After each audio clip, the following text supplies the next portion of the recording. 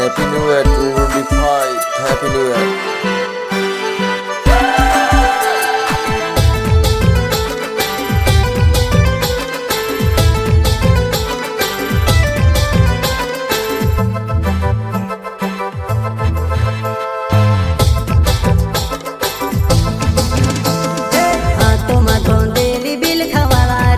आदिवासी जंगल रखवाला रे आदिकालसी जंगल में रह जयाम आदिवासी जंगल रखवाला रे